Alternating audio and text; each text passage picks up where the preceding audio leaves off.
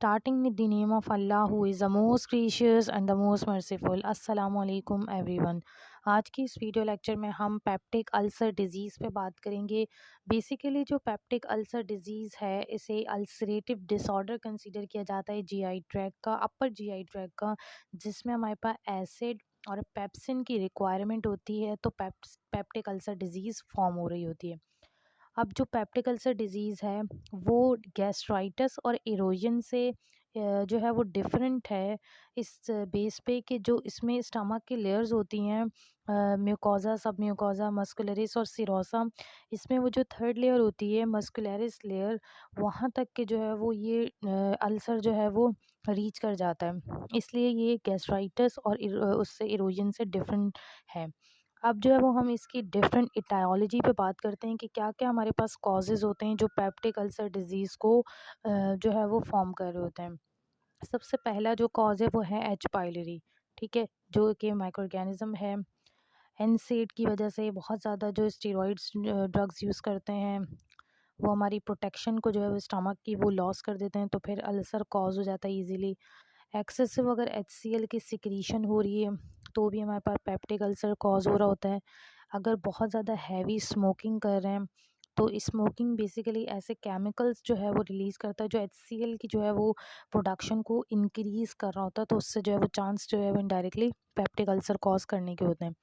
और जियार्डिक डिज़ीज़ है, gastroesophageal reflux disease, वो भी जो है वो उसमें भी हमारे पास पेप्टिक अल्सर डिज़ीज़ हो सकती है।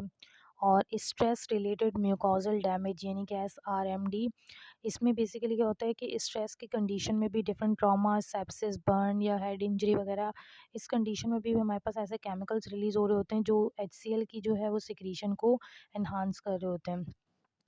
इसके अलावा हमारे पास जो है वो बहुत ज़्यादा स्पाइसी डाइट जो लेते हैं उनमें भी जो है वो कॉज़ हो सकता है पेप्टिक अल्सर। और जो जिनकी गैस्ट्रिक म्यूकोज़ा जो है वो एचसीएल के अगेंस्ट हाइपर सेंसिटिव होती है, उनमें भी जो है वो कॉज़ होने के चांसेस होते हैं। अब हम टाइप्स की तरफ बढ़ते हैं कि पेप्टिक अल्सर डिज़ीज़ के टाइप्स जो हैं वो according to location and according to severity. According to location अगर देखा जाए तो पेप्टिक अल्सर डिज़ीज़ की 3 टाइप्स हैं। Number 1 oesophageal ulcer, number 2 peptic ulcer, number 3 duodenal ulcer. जो हमारे पास इसोफेगल अल्सर है वो जियार्ड की वजह से होता है और वो हमारे पास लोअर पार्ट जो स्टमक से कनेक्ट होता है वहाँ पे जो है ये फॉर्म हो रहा होता है। पेप्टिक अल्सर जो है वो हमारे पास ज़्यादातर इसके 80% चांसेस इसमें एच पाइलरी होते हैं और इसमें जो है वो एसिड की सिक्रीशन सम टाइम नॉर्मल भी होती है, सम टाइम जो है वो इंक्रीज़ होती है और ये स्टमक के इनसाइड फॉर्म हो रहा होता है। देन हमारे पास ड्यूडेनल अल्सर आता है, वो उसमें 95% चांसेस एच पाइलरी के होते हैं और ये ड्यूडेनम में होता है, इसमें एसिड की सिक्रीशन जो है वो इंक्रीज़ होती है। अगर सिवियरिटी की बात करें तो उसमें एक्यूट भी है, क्रॉनिक अल्सर भी होते हैं।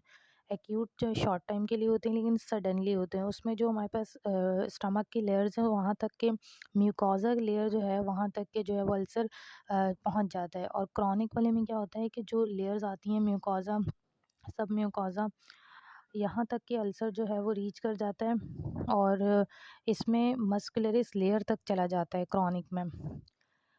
ये हमारे पास जो है वो इसकी टाइप्स हो गई। देन पैथोफिजियोलॉजी को सिंपल हम इस तरह से समझ सकते हैं कि कोई भी इटायोलॉजिकल फैक्टर है, जैसे हमने पीछे इटायोलॉजी की बात की, कोई भी फैक्टर हो वो हमारी जो म्यूकोज़ल प्रोटेक्शन होता है उस बैरियर में इम्पेयरमेंट ले आती है, जिसकी वजह से ईज़िली इन्फेक्शन और इन्फ्लेमेशन हो रहे होते हैं हमारे म्यूकोज़ा वॉल में, स्टमक के टिश्यूज़ में, और फिर ईज़िली हमारी जो म्यूकस मेम्ब्रेन होती है वहाँ पे अल्सरेशन जो है वो कॉज़ हो जाता है। ये इसकी सिंपल जनरल पैथोफिजियोलॉजी है। देन हम क्लिनिकल प्रेजेंटेशन मीन्स के सिम्टम्स की तरफ बढ़ते हैं। सिम्पटम्स में इसमें जो है वो एपिगैस्ट्रिक पेन होता है। अब अगर पेप्टिक अल्सर होता है तो पेन जो है वो हम जब खाना खाते हैं उसके फ़ौरन बाद होता है। अगर ड्यूडेनल अल्सर है तो पेन खाना खाने के 1 से 3 घंटे बाद होता है और वो पेन खाना खाने के मतलब खाना खाने से जो है वो रिलीव हो रहा होता है। इसके अलावा बर्निंग हो रही होती है, feel heart burn, dysphagia, dyspepsia, bloating, anorexia. अगर बहुत ज़्यादा ब्लीडिंग हो रही हो इनसाइड तो एनीमिया भी हो सकता है। और हेमेटेमेसिस मीन्स के जो है वॉमिटिंग हो रही होती है और उसमें ब्लीडिंग ब्लड भी आ रहा होता है। और मेलेना मीन्स के स्टूल में ब्लड आना शुरू हो जाता है, वेट लॉस हो रहा होता है। ये सारे जो इसके क्लिनिकल प्रेजेंटेशन हो गई। अब डायग्नोस्टिक प्रोसीजर की बात करते हैं। डिफरेंट टेस्ट आते हैं इसमें। सबसे पहले हम बैरियम टेस्ट की बात कर रहे हैं। बैरियम टेस्ट में क्या होता है कि हम बैरियम मील देते हैं। बैरियम जो है वो क्या करता है कि स्टमक के इनसाइड जो है वो कोट कर देता है, तो उससे हमारे पास ईज़िली जो है वो हम अल्सर को ऑब्ज़र्व कर सकते हैं। नेक्स्ट आता है यूरिया ब्रीथ टेस्ट। उसमें हम क्या करते हैं कि हम कोई भी ड्रिंक देते हैं जिसमें रेडियोएक्टिव कार्बन मौजूद होता है। अब इस ड्रिंक के बाद हम जो है वो एयर ब्लो करवाते हैं बैग में। अब उसमें जो है ना बेसिकली जो रेडियोएक्टिव सी है कार्बन, वो यूरिएज को हाइड्रोलाइज़ कर देता है यूरिया में, और यूरिया फिर अमोनिया में। अब अगर उस एयर ब्लो में कार्बन डाइऑक्साइड ज़्यादा आई तो एच पाइलरी पॉजिटिव कंसीडर किया जाएगा, और अगर नहीं आया कार्बन डाइऑक्साइड तो एच पाइलरी नेगेटिव है। इसके अलावा ब्लड ब्लड टेस्ट करते हैं जिसमें डब्ल्यूबीसीज़ जो है वो इंक्रीज़ आते हैं, कोई इन्फेक्शन होता है तो। और ब्लड कल्चर टेस्ट करते हैं माइक्रो ऑर्गेनिजम्स के लिए, स्टूल एंटीजन टेस्ट भी करते हैं, और दूसरे जो है वो सीरोलॉजिकल एंटीबॉडी डिटेक्शन टेस्ट भी करते हैं, और एंडोस्कोपी भी होती है। नेक्स्ट हम प्रोटेक्टिव फैक्टर्स की बात करते हैं कि हमारे स्टमक के जो है वो कौन कौन से प्रोटेक्टिव फैक्टर्स हैं, यानी कि उसको नॉर्मली जो प्रोटेक्ट किए हुए होते हैं। म्यूकस जब प्रोड्यूस हो रहा था तो वो हमारे स्टमक को जो है वो प्रोटेक्शन प्रोवाइड करता है। इसके अलावा बाइकार्बोनेट आयंस होते हैं जो स्टमक की पीएच को जो है वो मेंटेन कर रहे होते हैं। ब्लड फ्लो का इस तरह रोल है कि जितना ज़्यादा ब्लड फ्लो होता है तो हमारे पास उतनी ज़्यादा जो है वो रीजनरेशन होती रहती है। और एपिथेलियल सेल की जो लाइनिंग है स्टमक की, वो जब रीजनरेट होंगी, फॉर एग्जांपल अगर हमारे पास अगर किसी स्मॉल पार्ट पे अल्सर है भी, ब्लड फ्लो ज़्यादा होगा तो वहाँ पे जो है वो रीजनरेशन स्टार्ट हो जाएगी और वो रिमूव हो जाएगा उतनी जल्दी। और प्रोस्टाग्लैंडिन का रोल है कि वो म्यूकस फॉर्म करते हैं और हमारे स्टमक को प्रोटेक्शन प्रोवाइड होते हैं। इसके अलावा कुछ एग्रेसिव फैक्टर्स हैं जो कि पेप्टिक अल्सर डिजीज़ कॉज कर रहे होते हैं। उसमें एसिड की रिक्वायरमेंट होती है, पेप्सिन की और एच पाइलोरी की। नेक्स्ट आता है हमारे पास एसिड सिक्रीशन के फेजेस, यानी कि एसिड जो है वो किस किस फेज़ में सिक्रीट हो रहा होता है। नंबर वन आता है सिफेलिक फ़ेज़। सिफेलिक फ़ेज़ वो फ़ेज़ होता है जिसमें हम खाना खाते तो नहीं है, जस्ट हमें फूड की स्मेल आती है तो 30% जो है वो एसिड प्रोड्यूस हो जाता है।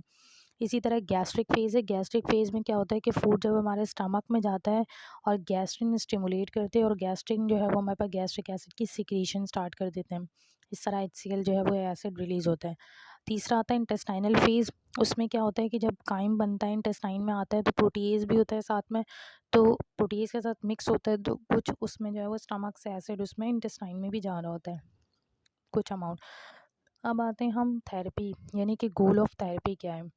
सबसे पहले हम अल्सर का पेन रिड्यूस करें, अल्सर हील होना चाहिए, फर्दर कॉम्प्लिकेशंस जो हैं वो रिड्यूस हों, रिलैप्स ना आए दोबारा, और लाइफस्टाइल मॉडिफिकेशन करनी है। अब ट्रीटमेंट की तरफ बढ़ते हैं। फर्स्ट लाइन जो थेरेपी होती है एच पाइलरी की कंडीशन में, हम OCA और OCM मीन्स के ओमिप्राज़ोल, क्लेरिथ्रोमाइसिन और एमॉक्सिसिलिन देते हैं, या फिर अगर पेनिसिलिन से एलर्जिक है तो हम OCM मीन्स के ओमिप्राज़ोल, क्लेरिथ्रोमाइसिन और मेट्रोनिडाज़ोल देते हैं। सेकंड लाइन थेरेपी में क्या आता है कि हम या तो ट्रिपल थेरेपी देते हैं या फिर क्वाड्रुपल थेरेपी देते हैं, जिसमें PPI, टेट्रासाइक्लिन, मेट्रोनिडाज़ोल और बिस्मथ सबसैलिसाइलेट दे रहे होते हैं। अगर रेजिस्टेंस आ रही है तो हम फिर क्विनोलोन की तरफ चलते हैं। और इसके अलावा हमारे पास सेकंड चॉइस होती है कि वो PPI अगर यूज़ नहीं करें तो हम H2 रिसेप्टर एंटागोनिस्ट यूज़ कर सकते हैं, और मेसोप्रोस्टॉल भी। और अगर सीवियर ब्लीडिंग की कंडीशन है तो उसमें हमारे पास एंडोस्कोपिक की ट्रीटमेंट दी जाती है, मीन्स के एड्रेनलिन की इंजेक्शन देते हैं फिब्रिन ग्लू के साथ। और अगर फिर भी ट्रीटमेंट नहीं होती तो हम सर्जिकल प्रोसीजर्स की तरफ बढ़ते हैं। हमारे पास 3 जो है वो सर्जिकल प्रोसीजर हैं इसकी: गैस्ट्रोड्यूडेनोस्टोमी, गैस्ट्रोजेजुनोस्टोमी और वैगोस्टोमी। अब इनमें क्या होता है बेसिकली कि जो गैस्ट्रोड्यूडेनोस्टोमी होता है उसमें हम पाइलोरस पार्ट जो होता है स्टमक का वो कट कर देते हैं, और बाकी जो पार्ट होता है उसको डायरेक्ट ड्यूडेनम से अटैच कर देते हैं। अब गैस्ट्रोजेजुनोस्टोमी में क्या होता है कि पाइलोरस या ड्यूडेनम पार्ट को सेपरेट करके डायरेक्ट जेजुनम से अटैच कर देते हैं। और वैगोस्टोमी में क्या करते हैं कि स्टमक को जो वेगस नर्व की डिवीजन सप्लाई करती है उसे कट कर देते हैं, क्योंकि वेगस नर्व जो है वो स्टमक में HCl की सिक्रीशन को स्टिमुलेट करती है।